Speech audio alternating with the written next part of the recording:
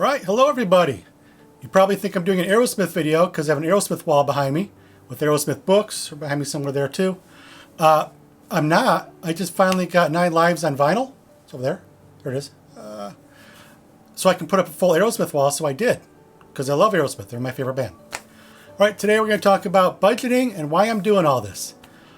First, start with budgeting. You need to budget when you're doing something. When you're building a house, you need to budget. When you're meal planning for a week, you need to budget. When you're going in to make an album, you certainly need to budget. So if you don't budget, you'll get to a point where you don't have money where you need to spend it, or you spend all your money on something that you shouldn't be spending it on, CDs, and you don't spend it on marketing or something that may actually do something for you. And I do this because I know a lot of musicians and bands don't budget. And I know this because I've been part of bands and know musicians who don't budget. And they just go and they're like, all right, let's record something. Let's find some money.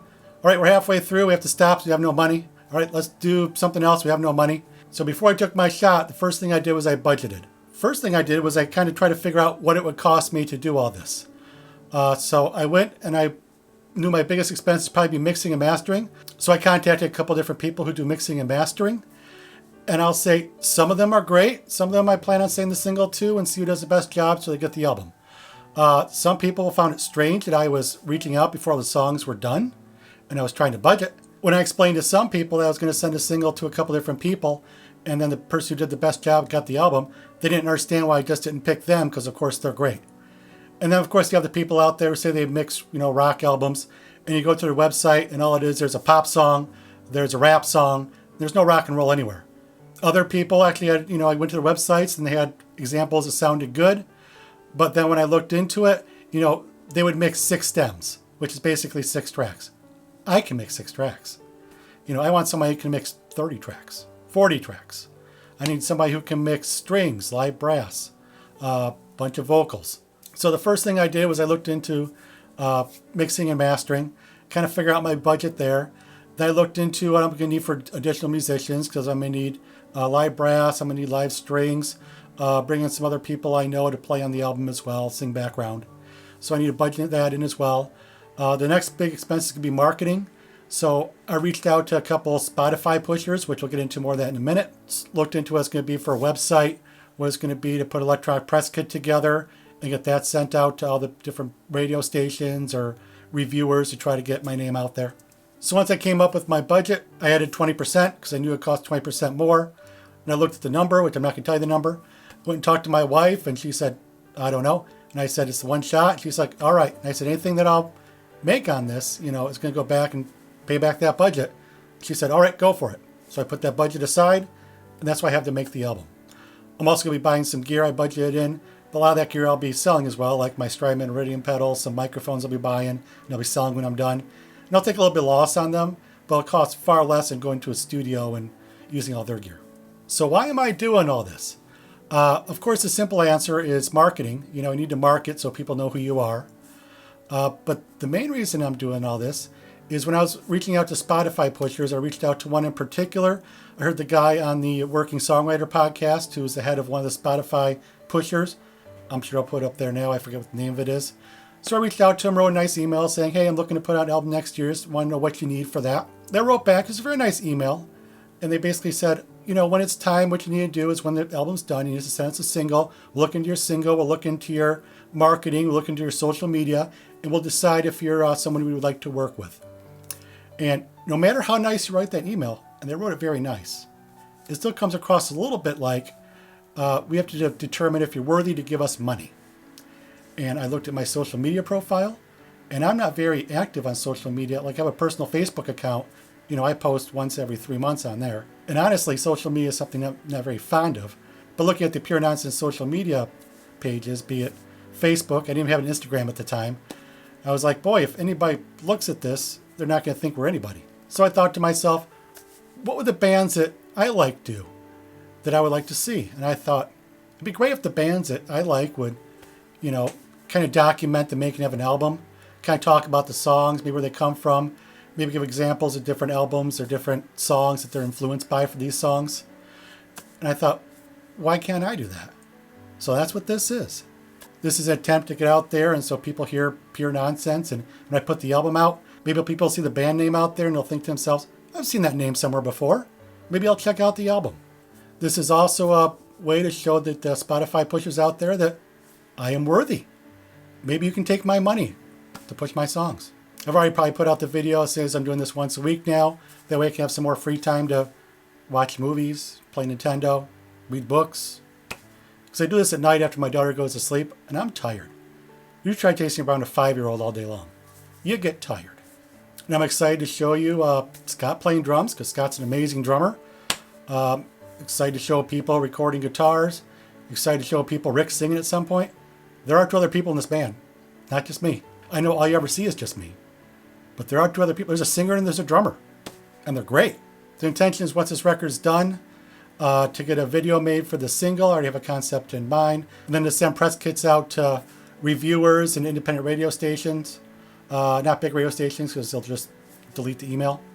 But independent radio stations, college radio stations, try to get on the air somewhere. I mean, I have, at this point, 2 celebrity endorsements. And I have an album that's going to be great. And there's no way I'm going to make my money back. You know, even the little bit of spending, which my budget's not that much, but there's no way you make money in music these days. The only way you make money is basically in Spotify or streaming. Nobody buys music. Nobody buys albums. Maybe merch. At some point I'll have a website with a little bit of merch, so maybe I'll make a little bit of money there. But, I mean, at this point, I get 10,000 people to stream my songs, which would blow my mind, and I make like $30. Because what happened was when everything went to streaming, basically the streaming services said to the artist, or sold it to the artist, is you'll make a little here, but by streaming, a lot more people hear your songs, so you get a lot more people at your shows. And, you know, the artist community basically said, you know, it'd be nice to make money at, you know, selling albums, but it'd be great, you know, we play shows, we'll make money at our shows. Well, nobody's playing shows now, so nobody's making money. Musicians aren't making money. Artists of any sort aren't making money. Broadway's not making money. Painters probably aren't making money. Anybody doing pretty much anything artistic right now is not making money. People making movies aren't making money. The world's going to be a much sadder place in about 2 years when all these people who are, you know, mid-level, say, musicians or artists of any sort, basically are going broke and like have to get a job and start working at Home Depot. So nobody's going to be making you music anymore. Nobody's going to be making you Broadway anymore or, you know, small movies because they can't afford to. They have to eat. So they're going to find jobs wherever they can. Now restaurants are closed down. I'm sure, you know, they're going to Home Depot, Lowe's, Kroger. Right now, Jimi Hendrix is probably out there somewhere. You know, love to play guitar all day, but too busy trying to feed himself, so he's working at Kroger to bagging groceries. I understand unless it's somehow millions of people stream my songs on streaming platforms, there's no way I'm ever going to make my money back. It'd be great if I got close. The other guys in the band, they get a little split as well, so they'll make some money. You know, if I can come close to make my money back, I count that as a win. The goal is to make my money back plus $2,300 so I can press vinyl. All right, my recording stopped.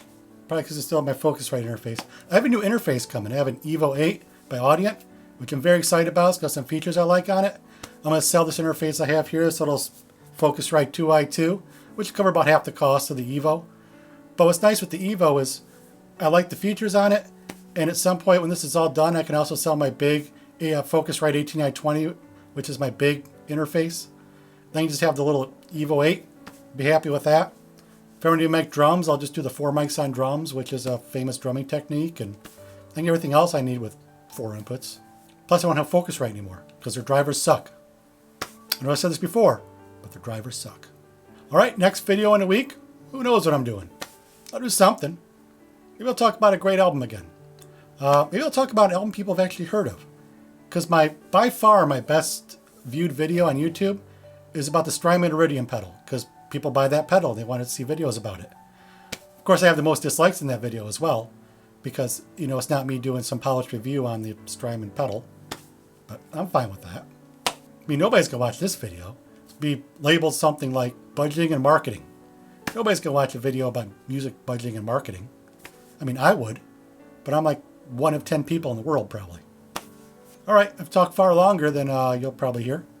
It got sad at some point. So I'm just going to say, see you next time. See you in a week. Don't know what we're going to do. We'll do something. It's going to be fun. I'll be sitting out here talking. I'll have different records behind me. I list the records in every YouTube video on the bottom. So if anybody's ever curious what's behind me, it's all listed below. This time it'll be all Aerosmith. Aerosmith! I've seen Aerosmith live 5 times. Last time I saw them live, they played like 3 new songs, and everything was pre-1975 or whatever it was. It was awesome. They played basically the top row in Rocks. There it is. That's the Aerosmith concert I want to see. I want to see them play the top row and Rocks. And then maybe they can play Janie's Got a Gun and something off Get a Grip. Living on the Edge. That's a concert I want to see, and that's pretty much the concert I saw last time. So that was great. Maybe one day Stephen Heidi will start the Celebration Rock podcast again. And maybe after this album comes out, I'll be well known enough where I can go on it. And we can just talk Aerosmith for a month. That'd be great. We can break down every album. We can break down every song. We can talk about the albums we don't talk about, which are not on the wall. I have a Hamilton playbill back there. Yeah, I saw Hamilton live. It was amazing. My daughter likes Hamilton now too, so she'll come downstairs. She'll be like, "Can we watch Hamilton on the Apple TV?" And I say, yes. Yes, we can, because it's not Frozen. Or Frozen 2. Or Frozen. Or Frozen 2. Or Frozen 2. Or Frozen. Or Frozen. Or Frozen. Or Frozen 2. Or Tangled. Or Frozen 2.